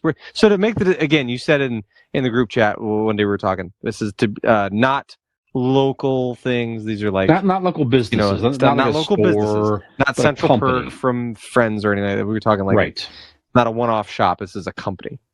Yes, that's correct. So this particular company it needs to continue to evolve to keep up with the times, to stay in business, because print is certainly going out. But I think they are depicting in the comics that they are modernizing with digital content and different things. So I'm going to give you the Daily Bugle. Yeah. We're employer of Peter Parker, of course, Spider-Man. J. Jonah Jameson is the editor, and Robbie Robertson, I think it is the editor there. So that name sounds made up. Yeah. So what I do, if I may, real quick, what I do love the new Spider-Man games. I know I don't think you guys have played them, but J. Jonah Jameson. How do they portray them help us out here. So J. Jonah Jameson he's almost like an Alex Jones character. He has a podcast. There you go. Okay. He's advertising, around town and on billboards and things like that. Maybe Alex Jones is not. Maybe it's more of a Joe Rogan because he's very popular. You see ads and things like that. He's very well known, but that's what he was like in the last Spider-Man movie. Yeah. So, but it's kind of funny that because it's almost very in the new Spider-Man games, it's almost like the old Grand Theft Auto games where you could listen to the radio as you're driving the car. So as you're web slinging and you're going to your next mission, things will play in your earbuds. Whether it's like there's different channels you can switch to and different podcasts that play and different means of communication. But sometimes you'll be listening to snippets of J. Jonah Jameson's podcast. And I think that's a pretty entertaining way to depict him. And like you said, in a modern day where he's not necessarily running a paper, but still relaying information to the public in that way. So. Yeah. In several years, they still can't they can't still tie the fact that Peter Parker is somehow able to get all these spectacular photographs of Spider-Man. Yeah, never seem to put it together. Yeah, nobody else gets it together. Nope, just can't put it together. How do you get such amazing photos? Well, those people at the Daily Planet that don't understand why Superman looks exactly like one of their fucking employees. They don't exactly. I swear to God, if you took Clark's fucking glasses off, doesn't he look just like Superman? Nah, I don't see it. I you were working out, Clark. Yeah. Anyway, Brian, yeah. Brian, Daily Bugle. Take glasses off real quick. Now, where did Brian go? Did you replace Brian? Oh, he's back. Good. Yep. Good. Okay, where'd you go? For a second, I thought there was a superhero with us. I did too. I was very I confused. guess it works. I guess Apparently, it it's just our meek little glasses-wearing co-podcast host. That's right.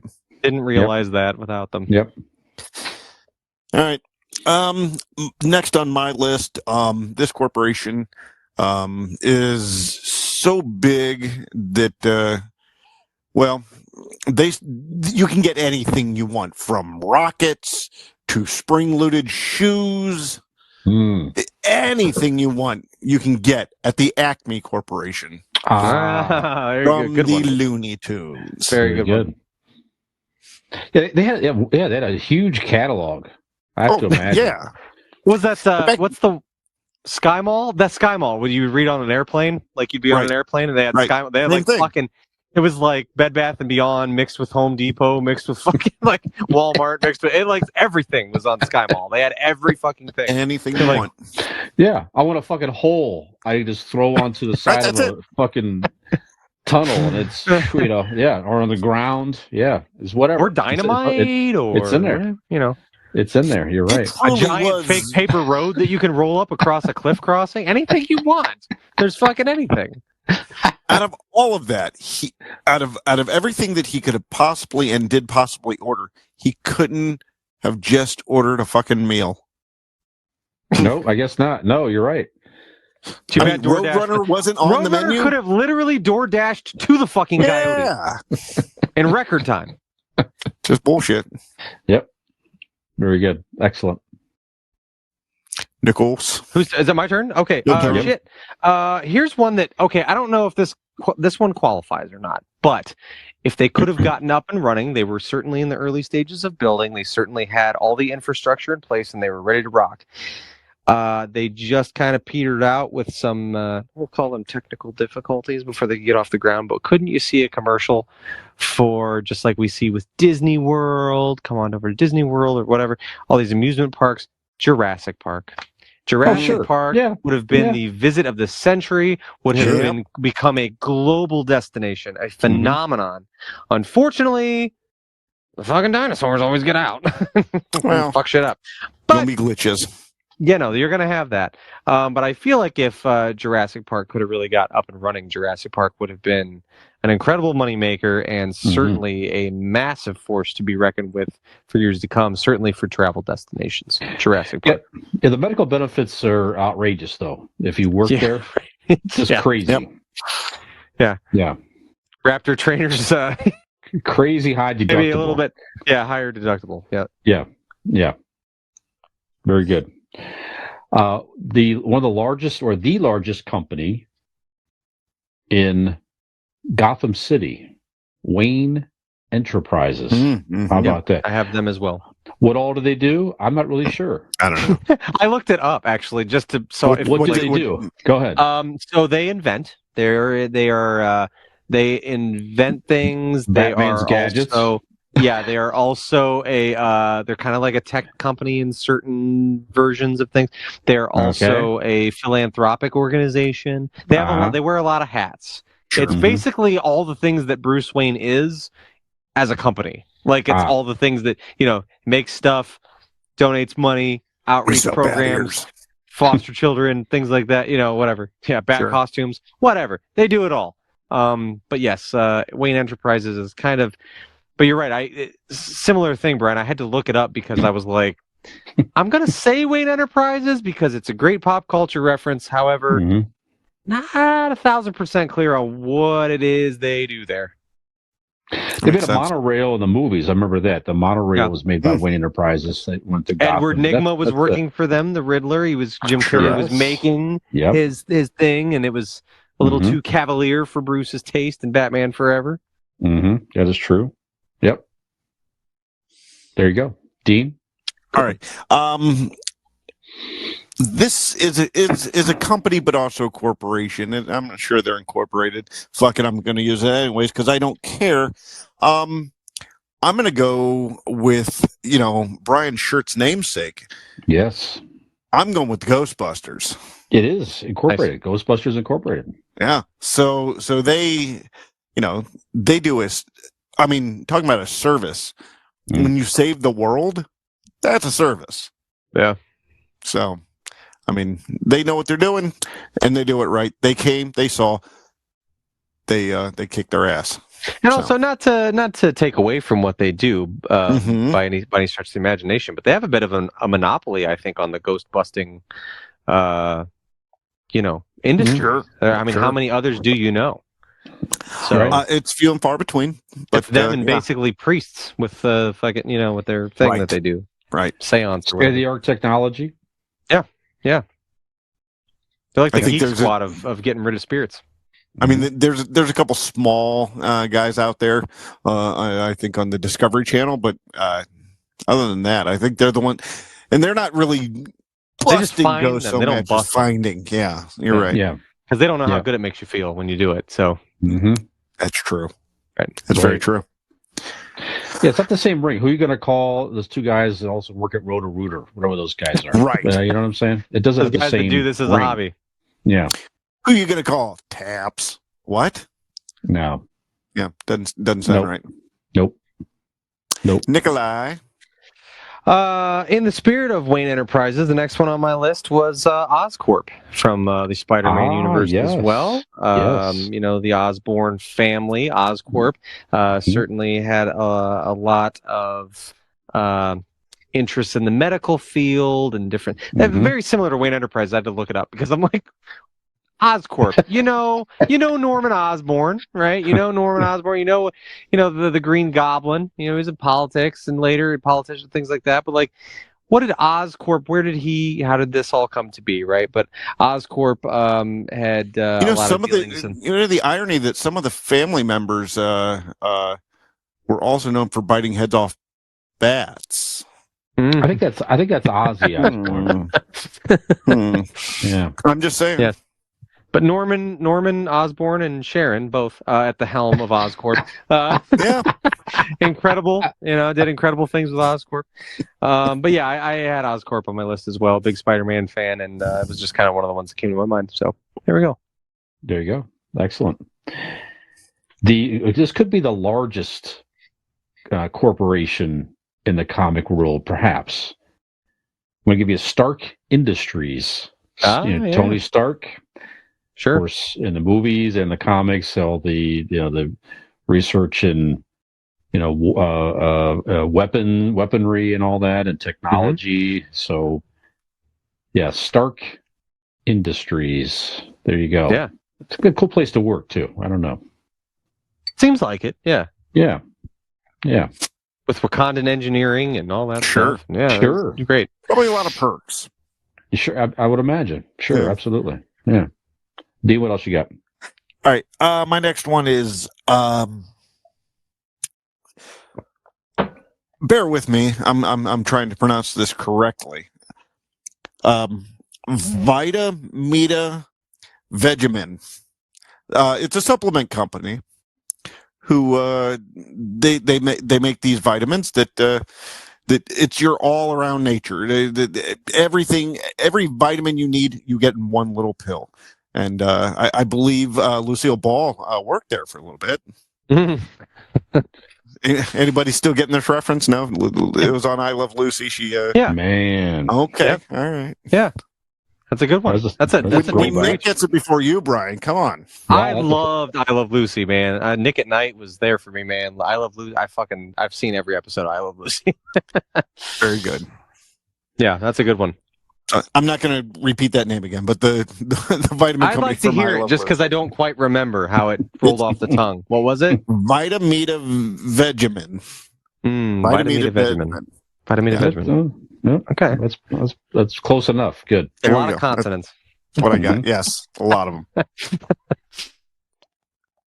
them. Nick, is it my turn? Okay. Yep. So I've got one here.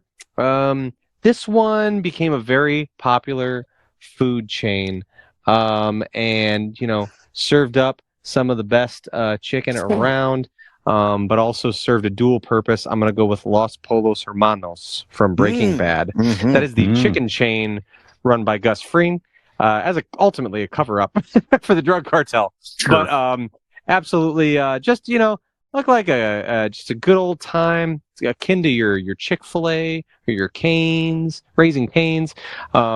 Just good chicken. Happy Chickens is the logo.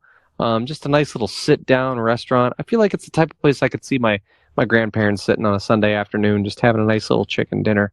Meanwhile, crystal meth is being distributed across the multiple countries. So, Los Polos Hermanos. Again, Nick, you gotta acknowledge the bad. Right. But also, Yes, but also see what good they do. Yeah, sure. Did they do a lot of bad shit? Absolutely. Sure, do not condone distribution of drugs. However, probably some good fucking chicken. Chicken was goddamn delicious. Good chicken. Yeah. Mm-hmm. Maybe a side of potato wedges. Perhaps some mashed taters. Oh, a little coleslaw? You give me coleslaw? Oh, they got the slaw. All right, they got the fucking coleslaw. Yeah. All right. Biscuits. Mm-hmm. Limp and firm. Ooh, all right. Got my attention. Brian. I had an overlap, and the reason I wore my shirt, Ghostbusters Inc. was my number one. There we go. You already mentioned there. So, but I remember thinking as a kid, even back in '84 when the movie came out, it was how cool it would be to work there. Yeah, to work there and to do that. Definitely a fantasy place to work, and I'm definitely looking forward to the new movie coming out soon. I fantasized about Boston all the time when I was Hell yeah. Dude, you know how much I wanted a ghost to blow me like a ghost blew Dan Aykroyd? That was my dream as a kid. Even as an adult, sometimes I wake up and I'm like, it'd be cool if a fucking ghost was blowing me. That's all I'm saying. Yeah. Yep. All right, you haven't been sucked off by an apparition? Because I have, and it's amazing. It's a new meaning to ghost busting. Thank you. So, Dean. Yeah. Mm-hmm. All right, so my final selection here, my fifth and final, is very meta because it is a fictional company inside a fictional show. I think I have. Well, go ahead. Brian, do you have Vandalay Industries on your list? Honorable mention. There we go. Nick, you're going to get to Vandalay Industries in your Seinfeld watching. Okay. It is a company when George is lying to people of what he does and makes up the fictional company. It's always this company called Vandalay Industries. That's right. And it's always his lie to people. Mm-hmm. Importing, exporting. Architecture. Architecture, and it's a couple different things as the series goes, but Vandalay Industries. There's actually could be on TeePublic, but you can get a Vandalay Industries T-shirt. Okay, you can, and use our link to give us a commission. Yes, please do. Yeah, it's good, fantastic. All right, still enjoying Seinfeld, by the way. Still good, making my way through. So all good. Good. Call me Nicaragua.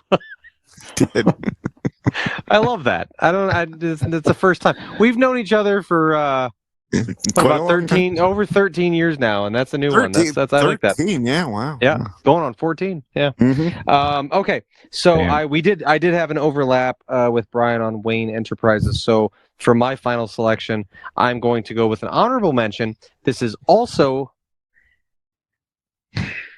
It started out as a fictional beer, but now it's become a fictional beer because of the reference. But I'm going to go with Puppers. Puppers beer from Letterkenny. Good. The show Letterkenny. Our boys, Wayne, Derry, Squirrely Dan, and Katie are all sitting around. Always got a cooler full of Puppers next to the produce stand. I don't know if I mentioned it, but I did finish the last season. Oh, did you? Okay, yeah. Bittersweet. Yeah, right, yeah. But, I go for Puppers. Everybody can go for Puppers. Yeah, Puppers looks like a refreshing beer. And, it is one of my missions to actually get a physical Puppers because they do make. You can get Puppers now. You also got Gus and Brew. I need to get some. Oh, yeah? Okay. Yep, you can get a Gus and Brew. Yep. So I'd like to get some Puppers, but it started out as a fictional beer company from Letterkenny. So Puppers. Very good. I had my 5 already. So all right. I got. Go ahead. I'm gonna just run through real quick my honorable mentions because I didn't, I guess, quite understand the corporation thing. So I had some smaller businesses on here. But the one national company it did have was Goliath National Bank from How I Met Your Mother. It's where Barney Stinson worked for all those years. You have the Boston staple of Cheers.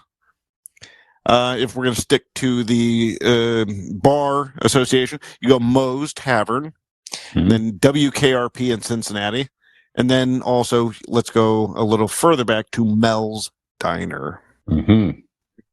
Ryan, would you like to ream Dean on all those selections that did not qualify? Again, I didn't realize it. That's okay. I stuck to corporations in my main list. What was the one that we did that he was like, they did not? That does not. He's like, I don't know if this counts. And he's like, it does not. I followed the rules in the original, so that's all right. We very clearly stated companies, not local businesses, but that's okay. That's okay. Nick, what doesn't care about the podcast? Well, I just had puppers. Really, that was my kind of bonus one. I only had that one, but since we doubled up on Wayne, that was all I had. That was me. That was it. All right, a few. One real company that Elaine worked in Seinfeld that you'll get to eventually. Nick, J. Peterman. Ooh, yeah. The J. Peterman catalog, and another fictional company within the Seinfeld world, Kramerica. Hilarious. Where Kramer gets an intern, Nick, a college intern working at Kramerica Industries. I think you can give you a Kramerica shirt as well out there. That's towards the end. That's like the last season. Yeah. Okay. Yeah. They had a chicken. They had a chicken, and I don't know that. They're trying to They were trying to invent different things. One was a giant bladder, so they filled this. They wanted oil tankers to have bladders, so if they wrecked, it wouldn't spill everywhere. They thought they were going to save everything. Well, they started by going out of Jerry's apartment window with this giant rubber bladder full of, I think it might have been oil. And they dropped it on, I think it was the girl that Jerry was dating. It went everywhere and splattered everywhere. And, yeah. It was fun. To see when Kramer's talking to the college lady who's like in charge of the intern program, and she's just like questioning his corporation, and she was something like, Mr. Kramer, your company sounds like it may be a nothing more than a single man's apartment with chicken wire that may or may not contain a chicken. And he's like, with whatever the kid's name was, with his help, we're going to get that chicken. Something like that. Anyway, I love that banter. There was, it reminded me, the one that I saw was he made a bet with Jerry about he was going to do levels in his apartment. Yeah. He was like, levels. It's this thing. And then he was like, I'll bet you. He's like, give me whatever. He's like, I will give you a year. He's like, it's not going to happen because it won't happen. I know you and it won't happen. And then the next day he's like, how's the levels going? He's like, I decided I'm not going to do it. So he's like, when do I get my dinner? And he was like, well, the bet's off. And he was like, what do you mean? And he was like, because I decided I'm not going to do it. I'm not going to, the bet's off. And he's like, that's the bet, is the fact that you weren't going to do it. And it was like, it's like, yeah, I mean, it's like, that's the bet. You weren't going to do it. So I won. That was good. It's great. It was good. Doing levels. The ancient Egyptians, whatever it was. Yeah. I just need the lumber. It's already there. I just need the lumber, Jerry. That's right. This is fucking fantastic. So we're going to sit on throw pillows. Yeah. I also had Duff Beer. How about Spacely Space Sprockets? Okay. Yeah. Okay. From the Jetsons. Yep.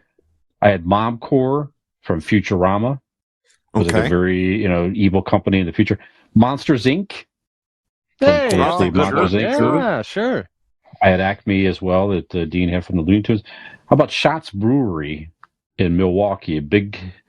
It's a large, it's a brew. Masturbated Incorporated, right? A large enough brewery, you can have a fucking glove on a bottle going by. We're gonna do it. That's right. Wonka Industries, well known for their delicious candy and murdering of children. Murdering of children, absolutely. And again, you got to look at the good and the bad. That's right. Enslaving, Wonka had its wins, but it definitely took its L's. You know what I'm saying? Yeah, it was rough. I also had Oscorp, Nick. Chocolate tastes like a chubby German boy. That's right. How about the Clampett Oil Company? Clampett. Oh, from who's Clampett? Beverly Hillbillies. Beverly Hillbillies. Yeah. Oh no, that's not what I was thinking. That's right. And a company that we all enjoy every holiday season. We like to join their holiday party for a few hours. The Nakatomi Trading Corporation from Die Hard. Thank you very much. That's what I got. I was thinking, what was the name of was it Globotech? What was the in Office Space where they worked? What they worked for? That's a good one. What the hell was it Globotech or Global or? And then, what in the same breath? What was the Chili's type restaurant? Initech was the name of the company. Initech. No. Very good. Then what was the was it Shenanigans or it was like Happy's or something? Yeah, Shenanigans is the one. Shenanigans was in is from Super the Dane Troopers. Cook movie with Shenanigans is from the restaurant they worked at in Waiting. Still Waiting okay. or whatever. Yeah. Gotcha. All right. We're spitballing now. We could probably wrap. Many. What about this? What was this called? What about this?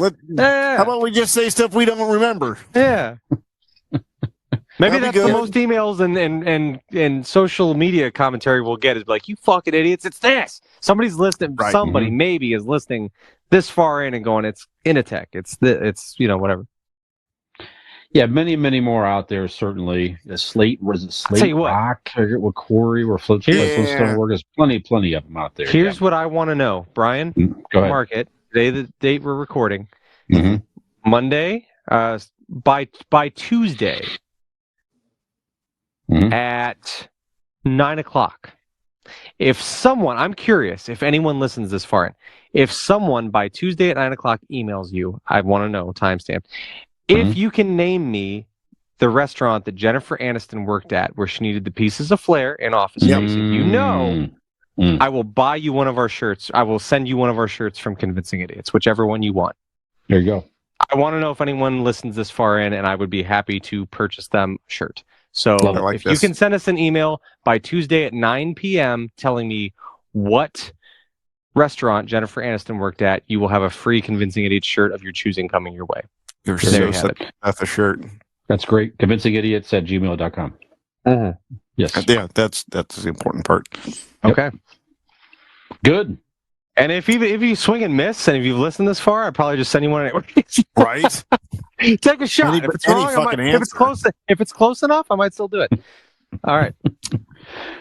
Well, and a fictional company that it's fictional in the sense of it hasn't made any money. Fish with No Eye LLC, ladies and gentlemen. So yes, that you can donate to. It might seem fiction, but it is in fact. It is in fact real. It is in fact registered with the state of Ohio. That's right. Look it up. By an ordained minister. That's right. Also certified in the state of Ohio, which could marry you at Ignite Brewing Company on February 29th on Leap Day, if you so choose. So keep that in mind as well. Man. Callback within a callback. So many callbacks, so many things. You know, one thing that never needs a callback because it's always current and it's amazing. It's fucking electric bikes from RPM Bike Shop. God damn it. Our friends in Carrollton, Ohio. That's right. They have the finest selection of electric bikes to offer you from RPM Bike Shop. If you don't believe me, I dare you, I challenge you to go to their Facebook page, search RPM Bike Shop. You can see the lovely bikes they have to offer you. To see even more and learn more about their company, you can go to their website, rpmbikeshop.com, or give them a call and talk to one of their lovely associates at 330-808-7792 and ride your way to whatever company that you work for, whether they be fictional or in reality. You can ride there on your electric bike from RPM Bike Shop. One of those holes from Acme, throw it up in a wall and ride right through it. It's like a fucking portal. You never know where you show up. That's right. Dean likes to throw those up in the local truck stop. Brian, that's a different kind of hole. Yeah. We'll talk about it later. Oh, all right. Okay. What kind of space dick I can get with this interdimensional shit? Just a hint, they're glorious. They're home with truck stops. Man, that was fucking good. you ain't said nothing there, I tell you. That's threw Nick right off of that. Yep. Nick, we're not going to top that joke. Perhaps. Nope. I don't know. Nope. So, might as well go out on a high note. home. Yep. Ladies and gentlemen, if you want to hear this and so much more, many more glory holes in your future, that's right. You can find links to all our social media accounts. Please feel free to support the show by following us, like, subscribe, rate, review, all that fun stuff. We appreciate any interaction we have with you guys online. You can find links to all of them on our Linktree. So go to Google, type in Convincing Idiots Linktree. It'll take you right there, LANKTREE. You can also find that information and other ways you can support the show, such as buying merchandise or perhaps winning this contest tonight and getting a free one sent your way. Then you're going to go out, you're going to wear your amazing Convincing Idiot shirts. People are going to be like, I love, personally, my personal favorite, there's one of the three of us holding hands, walking into what it looks like an I said that last apocalyptic week. I love that one. explosion. Yes, It's my favorite one. Yes. You could be rocking that somewhere, and people are like, that's so weird, it's so original, and also that's the greatest podcast I've ever heard. Where did you get it? You can send that business our way, and you can tell them they can find it by going to our website, convincingidiots.wordpress.com. So, for another erratic episode of Convincing Idiots, I'm Millennial Nick. Oh, I'm that Zennial they call Dean. Glorious Gen X Brian. We convinced you to join us so we can become the next great real corporation on Convincing Idiots.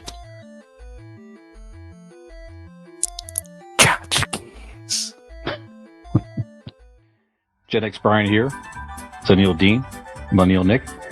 If you like our stuff, give us a like and subscribe, and we may just send you a Polaroid of Millennial Nick's feet.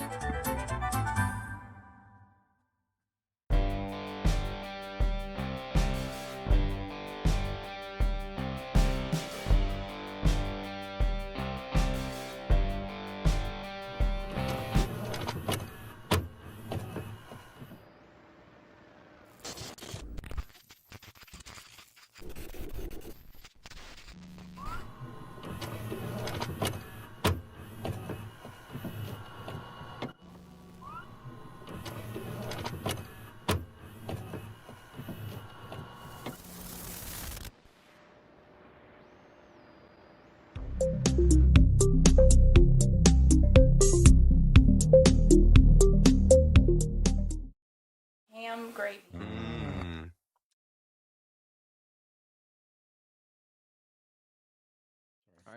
Intro 179 for 5, 4, 3. Well, hello out there, and welcome to Convincing Idiots. This is episode 179. This week, we are discussing all the typical topics, I should say, as well as we are discussing the NBA All-Star Weekend and All-Star Games in general. Also, Beyoncé is going country. We're going to talk about that. And for our Idiot Inquiry of the Week, we are going to be discussing some... Nah, fuck it. I fucked up. I'm proud that you went that long after the first one. Yeah, I recovered. I stumbled. Look at him. Look at him keep going like a champ. I did the speed wobble, and then I got control again, and then I was like, yeah. shit. Yep. It's over, Johnny.